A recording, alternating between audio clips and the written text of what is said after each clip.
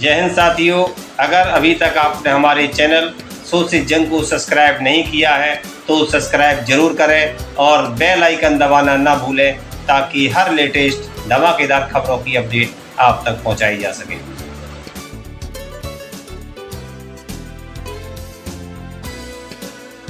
राष्ट्रीय राजधानी दिल्ली में ईवीएम के खिलाफ जोरदार प्रदर्शनकारियों को पुलिस ने किया गिरफ्तार। कुछ लोगों को ले जाया गया पार्लियामेंट थाने और कुछ लोगों को ले जाया गया इंद्रपुरी थाने। देर शाम प्रदर्शनकारियों को कर दिया गया रिहा। प्रदर्शनकारियों ने मांगी थी जंतर मंतर पर प्रदर्शन करने की अनुमति। दिल्ली पुलिस ने नहीं दी थी अनुमति, तो वैकल्पिक स्थान के रूप में युवक कांग्रेस कार्यालय के पास एकजुट हुए प्रदर्शनकारी।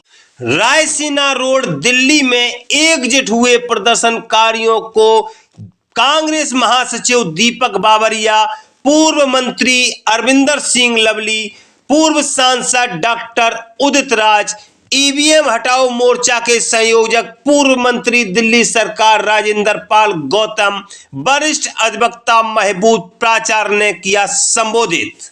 बगैर अनुमति प्रदर्शन कर रहे प्रदर्शनकारियों को दिल्ली पुलिस ने किया गिरफ्तार। पूर्व मुख्यमंत्री दिग्विजय सिंह, दीपक बाबरिया, कॉमरेड दीपांकर भट्टाचार्य, डॉक्टर उदित राज और एडवोकेट महबूब प्राचार्य को लेकर गई पुलिस पार्लियामेंट थाने। देखिए इस अवसर पर मीडिया से रूबरू होते हुए क्या बोले डॉक्टर उदित राज। स्ट्रीट थाने में रखा गया हमारे साथ दिग्विजय जी। सर, क्या आपका प्रोटेस्ट था और किस वजह से इतना लंबा समय हो गया? मैं देखा हूँ आप यहीं बैठे हैं। उदित राज जी के नेतृत्व में हमने किया है, इनसे बात है। उदित राज जी, आज का प्रोटेस्ट किस चीज को लेकर था और अभी तक आप लोग डिटेन क्यों किए गए? पुलिस ने क्या बताया? कब तक आपको छोड़ेंगे? एक कॉमन प्लेटफॉर्म जिसमें इंडिया गठबंधन के लोग, सामाजिक संगठन, एनजीओ, महमूद पराचा जी सुप्रीम कोर्ट के और कॉमरेड दीपांकर भट्टाचार्य, पूरे देश से सामाजिक कार्यकर्ता सब जंतर मंतर पर ईवीएम के खिलाफ प्रदर्शन करने का कई दिनों से पहले एप्लीकेशन दी गई थी। परसों उसको रद्द कर दिया गया था। फिर भी क्योंकि पूरे देश में यह मुद्दा जा चुका था तो वहां पर भी काफी लोग पहुंच गए। जंतर मंतर पर 1,500 हजार लोग वहां पहुंचे, उसमें से कईयों की गिरफ्तारी हुई। एक वैकल्पिक स्थान यूथ कांग्रेस के दफ्तर पर हम लोगों ने वहां पर मीटिंग की। करीब 1000 से ज्यादा ही लोग रहेंगे। फिर हम प्रोसेशन निकाल रहे थे, हमें निकालने नहीं दिया गया और माननीय दिग्विजय जी को सबसे पहले गिरफ्तार किया और हमें गिरफ्तार करके और लोगों का भी इंतजार नहीं किया। पार्लियामेंट स्ट्रीट पर यहाँ पर रखा है। हमारी मांग ये है कि जब बैलेट पेपर से चुनाव में धांधली हो सकती है और सुप्रीम कोर्ट ने पकड़ा मेयर के केस जो चंडीगढ़ का है, ईवीएम इलेक्ट्रॉनिक्स में उसमें तो कुछ भी घपला कर सकते हैं। इसलिए पहली मांग तो है बैलेट पेपर से चुनाव हो। अगर नहीं भी होता है तो 100% वीवीपैट जो पर्ची निकलती है हाथ में हमारे दी जाए और हम उसको डिब्बे में डालें, उसकी गिनती हो, सबसे पहले उसकी गिनती हो, इससे चुनाव कराया जाए। वरना हमारा आम जनता में यकीन नहीं रह गया। हमने कल सब लोगों को आने से रोका भी था, बस वगैरह का, फिर भी आज कई हजार लोग आ गए तो उससे यह अपने आप स्पष्ट हो जाता कि जनता में आक्रोश बहुत। तो अभी आप लोग को पुलिस ने डिटेन कर रखा है, मैं देख रहा हूँ। अभी क्या बताया, कब तक आप लोग को छोड़ेंगे और आगे क्या प्रक्रिया है? जहां तक अभी तक जानकारी मिली है, राजेंद्र नगर थाने में काफी लोगों को डिटेन किया, उनको तो छोड़ दिया है। इंदरपुरी थाने में, फिर तुगलक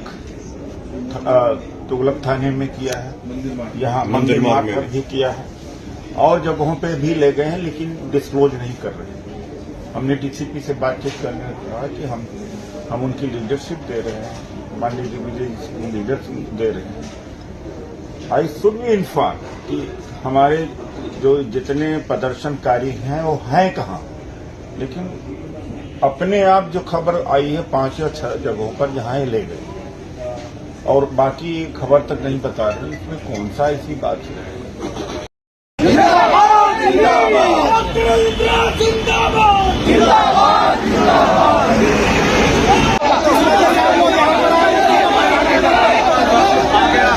ईवीएम के खिलाफ प्रदर्शन कर रहे पूर्व कैबिनेट मंत्री दिल्ली सरकार विधायक राजेंद्र पाल गौतम को उनके कुछ साथियों के साथ ले जाया गया इंद्रपुरी थाने। देर शाम कर दिया गया उनको रिहा। देखिए इस अवसर पर क्या कुछ बोले एडवोकेट राजेंद्र पाल गौतम। कि ये जो लड़ाई देश के लोकतंत्र को बचाने की चल रही है, ये जो लड़ाई देश के संविधान को बचाने की चल रही है, इस लड़ाई में आप लोगों ने गिरफ्तारी दी, इसके लिए मैं आप सबको सैल्यूट करता हूं। क्योंकि जिस तरह हमारे स्वतंत्रता सेनानियों ने अपनी जान की कुर्बानी दी और कितने मुश्किल से हमें आजादी दिलाई, और डॉक्टर बाबा साहेब अम्बेडकर के संविधान के आने के बाद हम सब लोगों के आगे बढ़ने के रास्ते बने। लेकिन आज देश के संविधान ने जो इलेक्शन कमीशन को जिम्मेदारी दी है फ्री फेयर ट्रांसपेरेंट चुनाव कराने की, लेकिन मोदी जी ईवीएम के माध्यम से लोगों की वोट की चोरी कर रहे हैं। और ये चोरी इसलिए कर पा रहे हैं क्योंकि ये ईवीएम बनाने वाली जो मशीन है भारत इलेक्ट्रॉनिक्स लिमिटेड ECIL, इस कंपनी के 7 इंडिपेंडेंट डायरेक्टर में से 4 डायरेक्टर बीजेपी के पदाधिकारी हैं।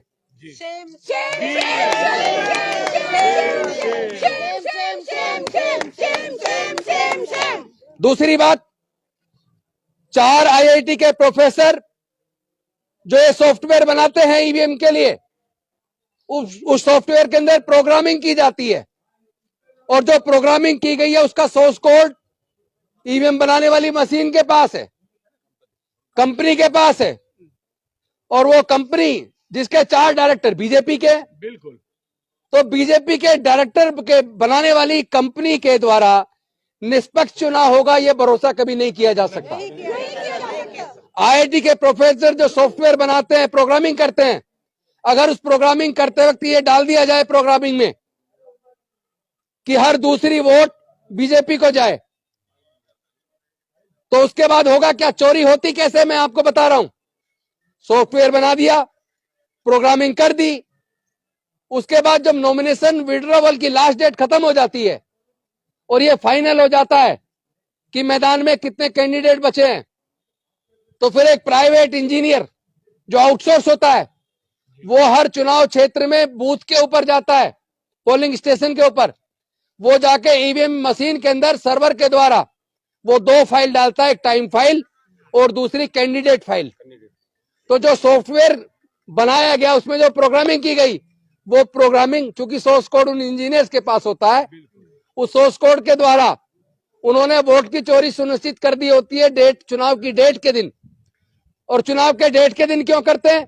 क्योंकि चुनाव की डेट के दिन से पहले मॉक पोल कराया जाता है, जिसमें BLA 1 बुलाए जाते हैं। सारे पदाधिकारी जो जो कैंडिडेट चुनाव लड़ते हैं, सभी पार्टी के कैंडिडेट्स के BLA 1 को वहां मॉक पोल के लिए बुलाया जाता है, ताकि वो ईवीएम मशीन को चेक कर लें वोट डाल के। तो इसलिए पहले तो चोरी नहीं हो सकती। चोरी तो उसमें टाइम और डेट के साथ फिक्स की गई है, और वो होती ऐसे है कि ईवीएम मशीन के अंदर एक रियल टाइम क्लॉक होता है। रियल टाइम क्लॉक का मतलब है उसके अंदर टाइमर लगा होता है। उस टाइमर के माध्यम से कब उनको चोरी करवानी है, कितने तारीख को, कितने बजे से कितने बजे के बीच चोरी करानी है, ये उस टाइमर के मदद से उसमें फिक्स कर दिया जाता है। तो होता कैसे है, ये मैं एग्जांपल देके बताता हूं। अगर सपोज करो चुनाव 10 मार्च को है, उसके अंदर टाइमर में फिक्स कर दिया 10 मार्च को सुबह 10 बजे से 6 बजे के बीच जितने भी वोट पड़े 50% वोट बीजेपी को ट्रांसफर अपने आप स्वैप होके चला जाए। तो होगा क्या? क्योंकि उस मैं पूछना चाहता हूं कि टाइमर की जरूरत ईवीएम मशीन में क्यों है? ईवीएम मशीन के अंदर रियल टाइम क्यों है? इसलिए है जिस प्रकार टाइम बम अगर सेना बनाती है और टाइम बम को किस वक्त कितनी तारीख को ब्लास्ट करना है, अगर उसके अंदर रियल टाइम क्लॉक ना हो तो टाइम बम नहीं बन सकता। आप लोगों को अगर सुबह ट्रेन पकड़नी है, फ्लाइट पकड़नी है, जल्दी उठना है तो आप अपने फोन के अंदर टाइमर सेट करते हैं, अलार्म लगाते हैं। और अगर आपकी घड़ी के अंदर टाइमर ना हो, क्लॉक ना हो, तो क्या आपकी घड़ी में अलार्म बजेगा? नहीं बजेगा। उसी तरह ये जो ईवीएम के अंदर रियल टाइम क्लॉक है, टाइमर लगा है, और सॉफ्टवेयर में अगर प्रोग्रामिंग करके डाल दिया कि भाई चुनाव की तारीख के दिन सुबह 10 बजे से शाम को 6 बजे के बीच जितनी भी वोट पड़े, आधी वोट स्वैप होकर बीजेपी को चली जाए, तो दुनिया की कोई ताकत आपकी वोट की चोरी को रोक नहीं सकती। और मुझे दुख है वो इलेक्शन कमीशन जिसको भारत के संविधान ने ये जिम्मेदारी दी थी कि वो फ्री, फेयर और ट्रांसपेरेंट चुनाव कराए, वो इलेक्शन कमीशन ईमानदार साबित नहीं हुआ, धोखेबाज साबित हुआ। वो जिद पे अड़ा है, वो बैलेट पेपर वापस लाने की बजाय ईवीएम से चुनाव कराने की जिद पे अड़ा है। देश के कोने कोने में ईवीएम मशीन ले जाके दिखा रहे हैं, देखो जी वोट डाल के देख लो, इसमें वोट जिसको डालोगे उसी में निकलता है, ईवीएम ठीक है। अरे कभी चोर कोई कहता है मैंने चोरी की है? चोर कभी नहीं कहता मैंने चोरी की है। और दूसरी बात, ये रियल टाइम क्लॉक की वजह से चोरी तो इलेक्शन के दिन होगी ना, उससे पहले तो नहीं होगी, तुम जाके दिखाते रहो। इसलिए ये जो ईवीएम मशीन है, इससे आपकी वोट की चोरी हो रही है। और इससे भी ज्यादा दुख की बात यह है, आपने भी एग्जाम्पल देखा, अभी मेयर का चुनाव था चंडीगढ़ के अंदर, उसमें इंडिया गठबंधन के पास 20 वोट थी मेयर के चुनाव में, और भारतीय जनता पार्टी के पास 16 वोट थी। ये चंडीगढ़ से हमारे साथी करमवीर बौद्ध आए हुए हैं, उन्होंने वहां देखा भी है कि किस तरह वोट की चोरी हुई है। वहां उन्होंने क्या किया, भारतीय जनता पार्टी के अल्पसंख्यक मोर्चे के एक पदाधिकारी को प्रिजाइडिंग ऑफिसर बनाया। अब आपको मैं एक और चीज बता दूं कि ये बीजेपी के पदाधिकारी को जो प्रिजाइडिंग ऑफिसर बनाया, इसको बनाया किसने? कानूनन जो वहां का डीसी होता है, डिप्टी कमिश्नर होता है, वो नाम को रिकमेंड करके फाइल पे एडमिनिस्ट्रेटर के पास भेजता है, और एडमिनिस्ट्रेटर फिर अपनी रिकमेंडेशन करके उस फाइल को होम मिनिस्ट्री में भेजता है, और फिर होम मिनिस्ट्री उसको अप्रूवल देती है। उसके बाद प्रिजाइडिंग ऑफिसर बनता है, फिर वो मेयर का चुनाव कराता है। तो ये भारतीय जनता पार्टी का ही पदाधिकारी क्यों बनाया? इसका मतलब इसकी पूरी प्लानिंग भारतीय जनता पार्टी ने की, इसकी पूरी प्लानिंग होम मिनिस्टर साहब ने की, क्योंकि उन्होंने ही अब उस फाइल को अप्रूवल दी।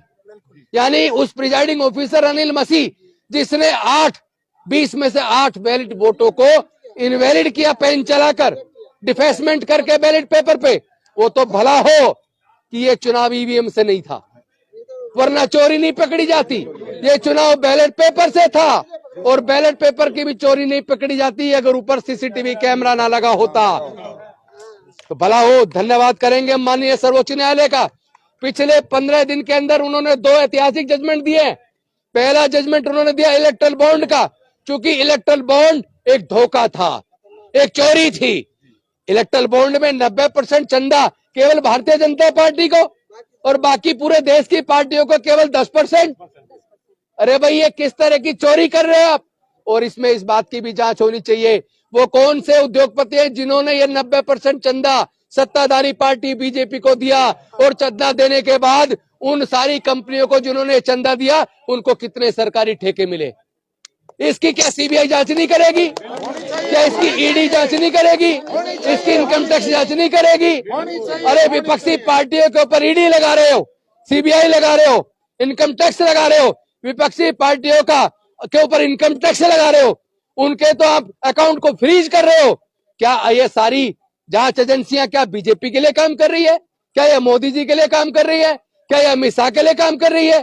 ये जांच एजेंसियां नहीं है, ये भारतीय जनता पार्टी के कार्यकर्ता बन गए, उनके टूल बन गए, उनके एजेंट बन गए। ये बिल्कुल उसी तरह काम कर रहे हैं जिस तरह देश का जो मुख्य मीडिया जिसको हम कहते हैं, वो मीडिया आज मीडिया नहीं बचा है, वो बीजेपी के प्रवक्ता बन गए। अपने चैनलों पे हिंदू मुस्लिम कराते हैं, मुर्गे लड़ाते हैं, अपने चैनल पे बैठ के वो हिंदू मुसलमान के ऊपर डिबेट कराते हैं, लोगों को दंगे के लिए उकसाते हैं।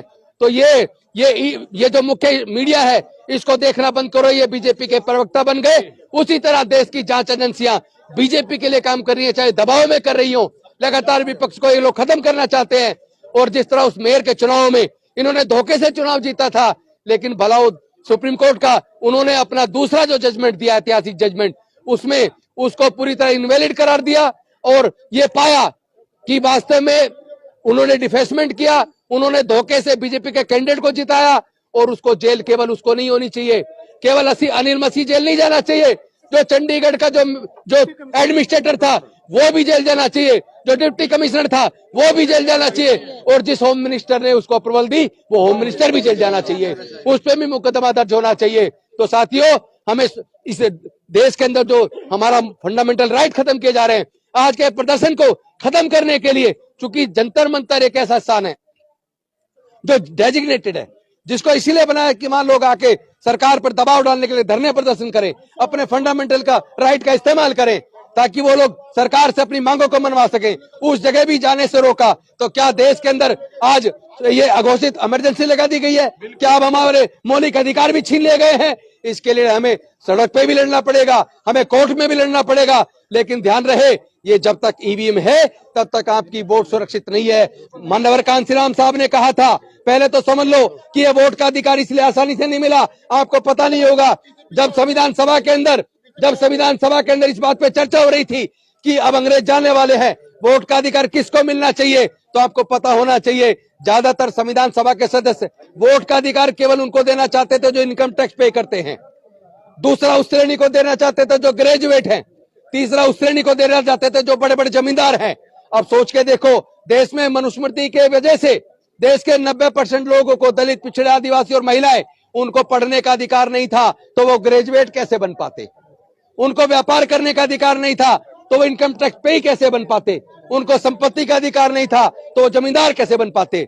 लेकिन डॉक्टर बाबा साहेब अम्बेडकर संविधान सभा के सामने अड़ गए और उन्होंने कहा, भारत में रहने वाले चाहे अमीर हो चाहे गरीब हो, चाहे पढ़ा लिखा हो चाहे अनपढ़ हो, चाहे कोई भी हो, सबको वोट का अधिकार मिलेगा, सबकी वोट की कीमत बराबर होगी। One man one vote, one vote one value. लेकिन आज जो संविधान ने हमें वोट का अधिकार दिया था, वो वोट का अधिकार मोदी जी ने ईवीएम के माध्यम से छीन लिया है।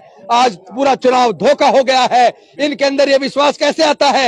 ये कहते हैं अब की बार 300 पार तो 300 पार आ जाती है, अब कह रहे हैं अब की बार 400 पार।